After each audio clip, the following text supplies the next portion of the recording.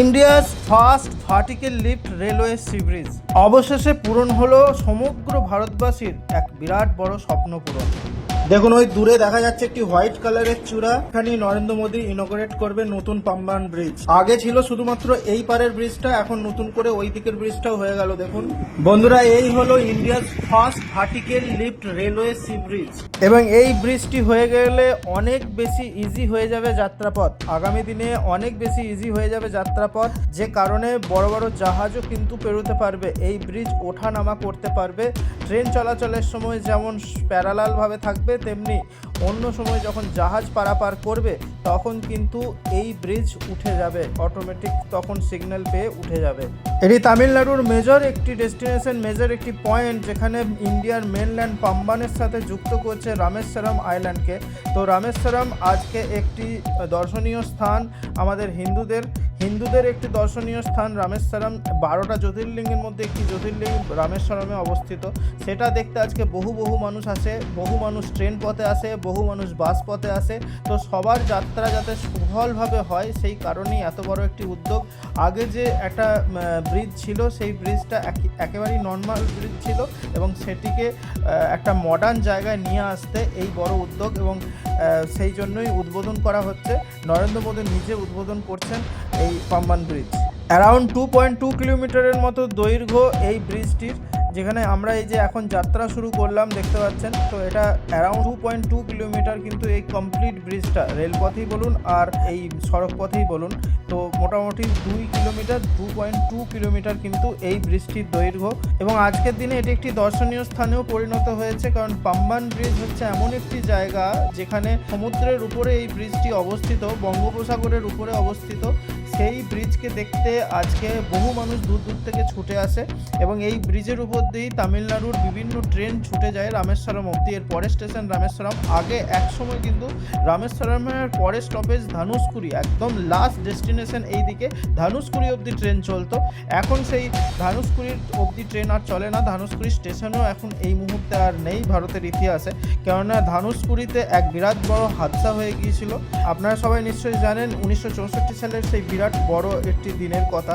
1964 সালে রামেশ্বরমের এই জায়গাতেই পাম্বান ব্রিজ আর রামেশ্বরমের মধ্যে এই জায়গাতেই কিন্তু পাম্বান ব্রিজ থেকে একটি ট্রেন উল্টে গিয়েছিল এবং সেই উল্টে যাওয়া ট্রেনে প্রায় 200 জনের মতো মারা গিয়েছিল সেই অ্যাক্সিডেন্টে, কারণ একটা বিরাট বড় সাইক্লোন ওই ট্রেনটাতে আঘাত করেছিল।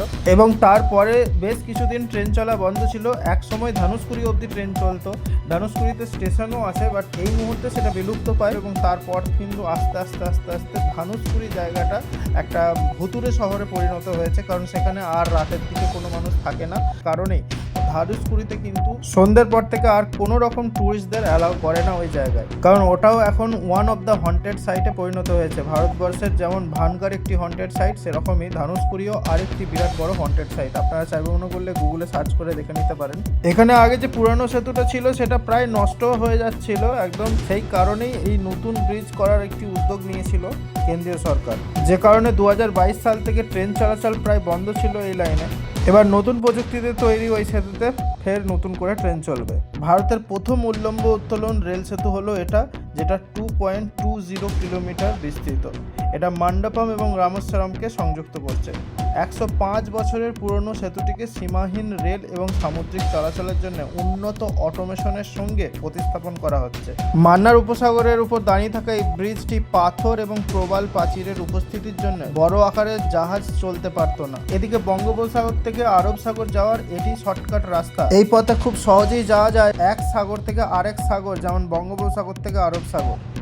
পাম্বান ব্রিজের কাছে দাঁড়িয়ে এখন আপনাদেরকে ব্রিজের এপার ওপারটা দেখাচ্ছি। দেখুন এই সাইডেও একদম ঘন সবুজে নীল বঙ্গোপসাগর, বে অফ বেঙ্গল, এবং অসংখ্য চারদিকে নৌকাগুলো দেখা যাচ্ছে। এবং এরপরে আমি চলে এলাম এই পারে, যে পারে আপনারা দেখতে পাবেন সেই রেলওয়ে ট্র্যাক। দেখুন এক পাশে রেল ব্রিজ আর এক পাশে রোড ব্রিজ, এবং আমি রোড ব্রিজের উপর দাঁড়িয়ে রেল ব্রিজের ভিউটা নিচ্ছি, যেটা যুক্ত করেছে ইন্ডিয়ান মেনল্যান্ড পাম্বান আইল্যান্ডের সাথে রামেশ্বরম আইল্যান্ড। আজও ভাবলে গায়ে কাঁটা দেয়। ট্রেন নাম্বার 653 এই মান্নার উপসাগরেই একদম তলিয়ে গিয়েছিল। হ্যাঁ, ট্রেন নাম্বার 653 যা সমুদ্র গর্ভে হারিয়ে যাওয়া একটি ট্রেন। এটি ছিল ভারতের প্রথম দীর্ঘতম সেতু যা সমুদ্রের উপর অবস্থান করছে। তারপর তৈরি হয়েছিল 2010 সালে বান্দ্রা ওয়ারলি মুম্বাইয়ের যে সি লিঙ্ক রয়েছে, যেটি আরব সাগরের উপর অবস্থান করছে। এই পাম্বান ব্রিজে প্রথম যে রেল সেতুটি তৈরি হয়েছিল সেটি আনুমানিক 1911 সালে তৈরি হয়েছিল এবং এখানের যে সড়ক সেতুটি দেখছেন এটি 1988 সালে তৈরি হয়। আর এখন 2025 সালে নতুন যে মডার্ন ব্রিজ রেল সেতু তৈরি হচ্ছে, ভারতের প্রথম ভার্টিক্যাল লিফট ওভার ব্রিজ। এবং এই ব্রিজটি উদ্বোধন হলো এই রামনবমীতে বাসন্তী পুজোর সময়। আজ রবিবার 6 এপ্রিল রামনবমীর দিন প্রধানমন্ত্রী নরেন্দ্র মোদী উদ্বোধন করলেন তামিলনাড়ুর সদ্য নির্মিত পাম্বান রেল সেতুটি। এদিন দুপুর 12টা নাগাদ সেতুটির উদ্বোধন করলেন তিনি। এটি দেশের প্রথম ভার্টিক্যাল ব্রিজ। তামিলনাড়ুর রামনাথপুরম জেলার অন্তর্গত শহর মন্ডাপম থেকে ভারত ও শ্রীলঙ্কার মাঝে অবস্থিত সমুদ্রে ঘেরা রামেশ্বরমের পাম্বান দ্বীপ পর্যন্ত দীর্ঘ এই রেল সেতুটি, যা পাম্বান সেতু নামে পরিচিত। মূলত ভারতীয় ভূখণ্ডের সঙ্গে রামেশ্বরম বা পাম্বান দ্বীপকে জুড়তেই তৈরি হয়েছে এই 2.2 কিলোমিটার বিস্তৃত নতুন রেল সেতুটি। সমুদ্রের উপরই তৈরি হয়েছে নতুন এই সেতুটি। এই সেতু নির্মাণে মোট খরচ পড়েছে প্রায় 535 কোটি টাকা। 1914 সালে নির্মিত মূল পাম্বান সেতুটি ভারতের প্রথম সমুদ্র সেতু, যা ভারতের মূল ভূখণ্ডের মন্ডপম শহরকে পাম্বান দ্বীপ ও রামেশ্বরমের সাথে সংযুক্ত করেছে।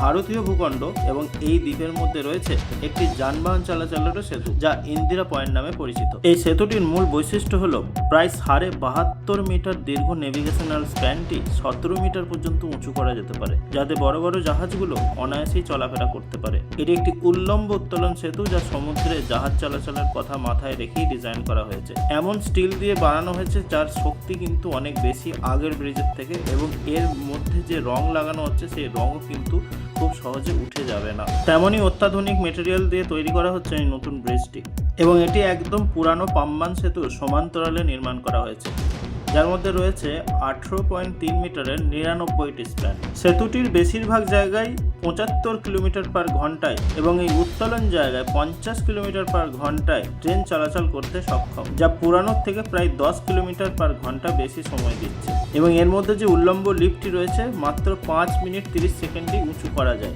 তো বন্ধুরা, আজকে আমি এখানে এসে আপনাদেরকে সমস্ত তথ্য দিয়ে সাহায্য করলাম। ভিডিওটি কেমন লাগলো অবশ্যই জানাবেন, এবং যদি ভালো লেগে থাকে অবশ্যই আপনার বন্ধুদের মাঝে শেয়ার করতে ভুলবেন না।